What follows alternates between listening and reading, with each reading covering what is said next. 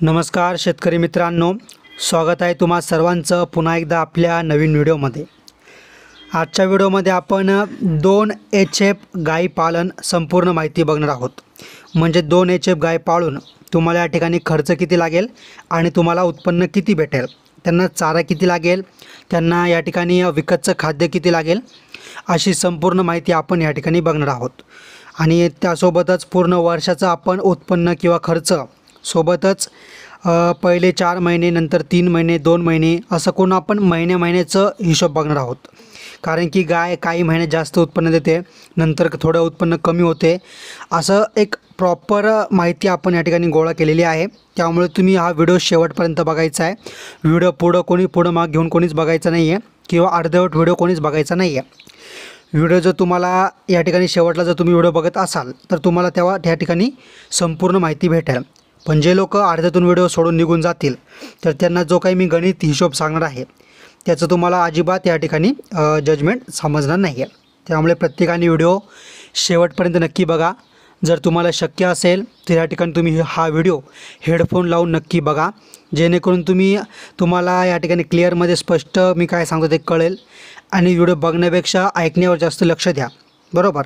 आणि सोबतच या ठिकाणी जे लोक नवीन आहेत तर त्यांनी आत्ताच्या आत्ता आपल्या चॅनलला सबस्क्राईब करून बेल आयकॉनला क्लिक करून ठेवा, म्हणजे येणाऱ्या काळातील असेच महत्त्वाचे व्हिडिओ तुमच्यापर्यंत टाईम टू टाईम पोहोचत राहतील। आणि व्हिडिओला खूप मेहनत लागते बनवायला, तर प्रत्येकाने व्हिडिओला लगेच लाईक करा। बघा, 2 एच-एफ गाई पालन। एच-एफ गाय म्हणजे आपल्याकडे बरेच लोक तिला जर्सी गाय असे देखील म्हणतात, आणि एच-एफ गाय म्हणजे या ठिकाणी दुधासाठी पाळली जाणारी गाय, बरोबर। आता मला या ठिकाणी बरेच लोकांच्या कमेंट अशा येतात की 2 एच-एफ गाय पाळायसाठी खर्च किती लागेल, किंवा त्यांना चाऱ्याचं नियोजन कसं राहील, किंवा उत्पन्न किती निघेल, परवडेल का नाही परवडणार, असं सर्व आपण एक स्टेप बाय स्टेप आराखडा या ठिकाणी बघणार आहोत। तर बघा, आता जर आपण 1 एच-एफ गाय घ्यायला गेलो तर साहजिकच 10 लिटर दूध एका वेळेस देणारी गाय जर आपल्याला घ्यायची असेल तर आरामशीर आपल्याला 60, 70, 80 हजारपर्यंत जाऊ शकते। आणि जर आपण 80 हजारच्या 2 गायी घेतल्या तर या ठिकाणी 1,60,000 रुपये 1,60,000 रुपयाच्या आपल्या या ठिकाणी 2 एच-एफ गाय येतील। त्यानंतर त्यांना राहण्यासाठी, आता जे लोक गावाकडे आहेत किंवा जे दूध व्यवसाय करणार आहेत तर साहजिकच त्यांच्याकडे अगोदरच त्यांच्याकडे रूम असेल किंवा गोठा असेल यांना ठेवण्यासाठी, त्यामुळे राहण्याचं तर काही टेन्शन नाही आहे, कारण की 2 गायांना सांभाळायला काही जास्त जागा लागत नाही, बरोबर। आणि जरी करायचं असेल तर तुम्ही 10-20 हजारमध्ये एकदम प्रॉपर पद्धतीने चांगल्या प्रकारचं त्यांना शेड तुम्ही बनवू शकता। त्यानंतर बघा, या ठिकाणी तुमची जी एच-एफ गाय आहे तिचं आता आपण खाद्याचं नियोजन बघूया। जसं की बघा, आपली समजा एच-एफ गाय आहे आणि तिला पहिले 4 महिन्याचं, म्हणजे काय होतं की गायीने वासरूला जन्म दिल्यानंतर किंवा गाय जणल्यानंतर सुरुवातीचे काही महिने ती जास्त दूध देते, नंतर कमी देते, आणि नंतर त्यापेक्षाही कमी देते, आणि त्यानंतर ती कोणत्याही प्रकारचं दूध देत नाही किंवा 2-3 महिने ती काय राहते या ठिकाणी रिकामी असते, बरोबर। आता बघा, आपली गाय समजा जर वासराला जन्म दिल्यानंतर म्हणजे जणल्या जर एक गाय आपल्याला सकाळी 10 लिटर, संध्याकाळी 10 लिटर असं 20 लिटर दूध देते असेल, आपल्याकडे 2 गाय असतील तर त्यांचं 20 + 20 40 लिटर आपल्याला दिवसाला दूध भेटेल। हे दूध जर तुम्ही लोकल दारोदार जाऊन जर तुम्ही विकलं तर तुम्हाला आरामशीर 40 रुपयाच्या आसपास भाव भेटून जाईल। प्रत्येक ठिकाणानुसार या ठिकाणी हिचा जी किंमत आहे दुधाची ही कमी जास्त असू शकते, हिला आरामशीर 40 रुपये भाव भेटून जाईल। आणि जरी तुम्ही हिचं दूध डेअरीला टाकलं तर एक सरासरी 30 रुपयाचा भाव तुम्हाला या ठिकाणी प्रति लिटर मागं भेटून जाईल। आता जर आपल्याकडं 40 लिटर दूध दिवसाला येतं आहे आणि 30 रुपये प्रति लिटरने आपण डेअरीला टाकलं तर 40 × 30 असे 1200 रुपयाचं दूध आपलं दिवसाला या ठिकाणी विकलं जातं। आता नुसतं दूधच विकलं गेलं आपलं आणि त्यातून आपलं उत्पन्न भेटलं असं असतं का, तर अजिबात नाही। कारण की त्यांना आपल्याला ढेप द्यावा लागेल किंवा विकतचं खाद्य असेल, त्याचप्रमाणे त्यांना चारा असेल किंवा अनेक प्रकारच्या वस्तू असेल। तर आपण त्या एक वजा करत जाऊया। पण पहिल्यांदा आपण हे 4 महिन्याचा हिशोब बघतो आहे। पहिले 4 महिन्यामध्ये बघा, आपल्याला 1200 रुपये दिवसाला आहे, आणि त्याच्यातून आपण खाद्याचा खर्च वजा करूया। जर एक गाय आपलं दिवसाला 7 किलो प्रोटीन किंवा ढेप खात असेल तर बघा, किंवा विकतचं खाद्य खात असेल, तर या ठिकाणी 14 किलो 2 गाय मिळून खातील. आणि 30 रुपये प्रति किलोनी जर आपण खाद्य आणत असाल तर 30 रुपये गुणुले 14 किलो, तर या ठिकाणी 420 रुपये या ठिकाणी खाद्याची किंमत होती आहे. त्यानंतर एक सरासरी आपण 100 रुपये चारा 2 गायांसाठी पकडला आणि 40 रुपयाचा गूळ, त्यांना गूळ देणं खूप गरजेचं आहे कारण त्यांच्यासाठी खूप उपयुक्त असतो. जर आपण 40 रुपयाचा गूळ, 100 रुपयाचा चारा आणि 420 रुपयाचं खाद्य असा जर हिशोब आपण केला तर 560 रुपये दिवसाला त्यांना खाद्यावरचा खर्च येतो आहे. आता या सिच्युएशनमध्ये बघा, जे लोक, पहिली गोष्ट जे लोक जर्सी गाय पाळतात तर त्यांच्या घरी ऑलरेडी खूप मोठ्या प्रमाणात चाऱ्याची निर्मिती होत असते किंवा ऑलरेडी त्यांच्याकडे शेती असते. त्यामुळे काय होतं की तुम्ही आपल्या बांधाला तुमची गाय बांधू शकता किंवा एक तुम्ही गवत कापून तुमच्या गाईला तुम्ही टाकू शकता. तिथं तुमचा चाऱ्याचा खर्च वाचू शकतो. त्यामुळे मी एक ॲव्हरेज 100 रुपये पकडला आहे. आता दिवसाला 560 रुपये पहिले 4 महिन्यासाठी या ठिकाणी 560 रुपये दिवसाला हिला खर्च आला. आणि दूध किती निघालं? 1200 रुपयाचं. 1200 रुपयामधून 560 वजा केले तर 640 रुपये पहिले 4 महिने आपल्याला प्रति दिवसाला इन्कम भेटणार. आणि जर आपण महिन्याची इन्कम काढली तर 19,200 रुपये प्रति महिना आपल्याला पडणार.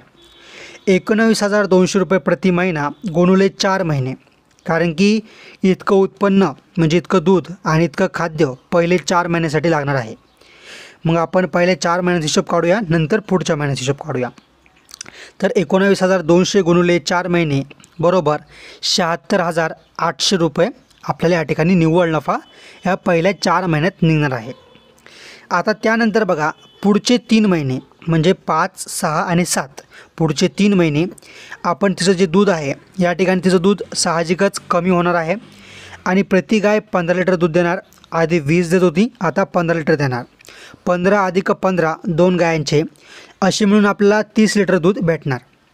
आता 30 लिटर दूध 30 रुपये प्रति लिटरने विकलं तर 900 रुपये आपल्याला दिवसाला दुधाचे पैसे भेटणार. आता हे 900 रुपये भेटलेत, पण त्याच्यातून आपण खाद्य वजा करूया. आता आपण जसं दूध कमी झालं त्याप्रमाणे आपण हिचं खाद्य पण थोडं कमी करणार. आणि जर 6 किलो खाद्य एका गाईला आपण दिलं तर 2 गायांना 12 किलो खाद्य, 12 किलो गुणुले 30 रुपये प्रति किलोचा दर, 360 रुपये खाद्य, चारा 100 रुपये. आणि यावेळेस आपल्याकडं गाय जनलेली असल्यामुळं आपल्याजवळ जे वासरं आहेत ते चांगलं खाद्य खाण्याजोगे असणार आहेत. त्यामुळे त्यांना आपण 2 किलो खाद्य देणार आहोत, त्यामुळे ते 60 रुपये. असं जर आपण हिशोब केला तर 360 अधिक चाऱ्याचे 100 रुपये आणि वासरांचं खाद्य 60 रुपये असे झाले 520 रुपये आपल्याला खाद्य खर्च. आणि दुधाचे आले होते 900 रुपये. तर 900 रुपयातून 520 वजा केले तर 380 रुपये आपल्याकडं दिवसाला शिल्लक राहत आहेत. आणि 380 गुणुले 30 म्हणजे महिन्याचा हिशोब 11,400 रुपये आपल्याला प्रति महिना. आणि जर आपण 3 महिन्याचा हिशोब काढला तर 34,200 रुपये आपल्याला पुढचे 3 महिने उत्पन्न भेटणार आहे. पुढच्या 3 महिन्याचं एकत्र उत्पन्न 34,200 रुपये आपल्याला भेटणार. आता पहिले 7 महिने झाले. आता 8वा आणि 9वा महिना म्हणजे पुढचे 2 महिने. आता यावेळेस काय होईल, गाईचं दूध जे आणखी कमी झालेलं असणार आहे. म्हणजे बघा, गाईचं दूध आता 15वरून डायरेक्ट 12 लिटर प्रतिदिवस झालेलं असणार आहे. आणि जर आपल्याकडे 2 गाई असेल तर साहजिकच 24 लिटर दिवसाला दूध आपल्याला या ठिकाणी भेटेल. 24 गुणुले 30 रुपये प्रति लिटरचा दर, 720 रुपये दिवसाला आपल्याला दूध विकून येणार. आणि जर खाद्य बघायला गेलो तर 4 किलो दिवसाला खाद्य एका गाईला, 8 किलो 2 गाईला, 8 किलो गुणुले 30 रुपये प्रति किलोचा दर, 240 रुपये खाद्य, 80 रुपये चारा, 60 रुपये वासरांचं खाद्य असे मिळून 380 रुपये या ठिकाणी दिवसाचा खर्च. 380 रुपये दिवसाचा खर्च आणि 720 रुपये दुधाचा पैसा. 720मधून आपण 380 रुपये वजा केले तर 340 रुपये आपल्याजवळ शिल्लक राहते. जर महिन्याचा हिशोब काढला तर 10,200 रुपये महिन्याला आपल्याकडे शिल्लक राहत आहे. आणि जर 2 महिन्याचा हिशोब काढला तर 20,400 रुपये आपल्याला 2 महिन्याचे भेटणार. असे करून आपली जी गाय आहे पुढचे 9 महिने आपलं उत्पन्न दिलं. आता 9 महिने उत्पन्न दिल्यानंतर वर्षातले 9 महिने गेले, उर्वरित आता 3 महिने. आता या 3 महिन्यामध्ये गायीला तुम्हाला फक्त चारा द्यायचा आहे आणि या ठिकाणी गाय जे आहे कोणत्याच प्रकारचं उत्पन्न तुम्हाला या ठिकाणी गायीपासून भेटणार नाही आहे. बरोबर. आता जर तुम्ही पहिल्या वर्षाचं उत्पन्न तुम्ही काढलं तर बघा या ठिकाणी एका वर्षाचं उत्पन्न तुम्ही काढलं आहे आणि आपण सर्व हिशोब आता या ठिकाणी अधिक त्यांची बेरीज करत जाऊया. जसं पहिल्या 4 महिन्याचं 76,800, दुसऱ्या 3 महिन्याचं 34,200 आणि तिसरं म्हणजे 2 महिन्याचं जे म्हणजे 20,400. असा सर्व हिशोब केला तर 1,31,400 रुपये आपल्याकडं या ठिकाणी उत्पन्न आलेलं आहे. आता त्यातून देखील अजून भरपूर खर्च आहे, पण त्या अगोदर आपण यामध्ये प्लस करूया काही गोष्टी. जसं की आपल्याकडं 2 गाई आणि 2 वासरं असेल तर साहजिकच आपल्याला 4 ट्रॅक्टर या ठिकाणी शेणखत भेटणार आहे आणि 5,000 रुपये ट्रॅक्टरनी या ठिकाणी शेणखत विकलं जातं. तर सरासरी 20,000 रुपये आपल्याला शेणखताचे भेटणार आहे. जर हे 20,000 आणि 1,31,400 रुपये दुधाचे असे मिळून आपल्याला 1,51,400 रुपये उत्पन्न भेटला. आता त्यातून आपल्याला डॉक्टर आणि खाद्य औषधाचा खर्च वजा करायचा आहे 10,000, म्हणजे आपल्याकडे शिल्लक उरले 1,41,400 रुपये. त्यानंतर आपण पुन्हा 10,000 वजा केले मिनरलचे जे आपण राहून गेले होते आपल्याकडून. जर ते वजा केले तर 1,31,400 रुपये आपल्याकडं निव्वळ नफा शिल्लक राहिला. आणि त्यानंतरही एखादा खर्च माझ्याकडून सांगायचा राहून गेला असेल किंवा छोटा मोठा खर्च आपल्याकडून सांगायचा राहून गेला असेल किंवा हिशोबात पकडायचा राहून गेला असेल, असा आपण अतिरिक्त 10,000 रुपये पकडला तर तो आपण याच्यातून वजा केला तर निव्वळ नफा जो आहे या ठिकाणी 1,21,400 रुपये आपल्याकडे या ठिकाणी शिल्लक राहतो आहे. आता याच्या व्यतिरिक्त देखील आपलं आणखी उत्पन्न आहे, ते म्हणजे आपल्याला 2 वासरं किंवा 2 गायी भेटल्या असणार आहे. आणि या ठिकाणी जर तुम्हाला 2 गायी 2 कारवड जन्माला आल्या असेल या गायीपासून तर साहजिकच ती गाय तुम्ही मोठं झाल्यावरती 50,000-60,000 रुपयाला आरामशीर तुम्ही विकू शकता.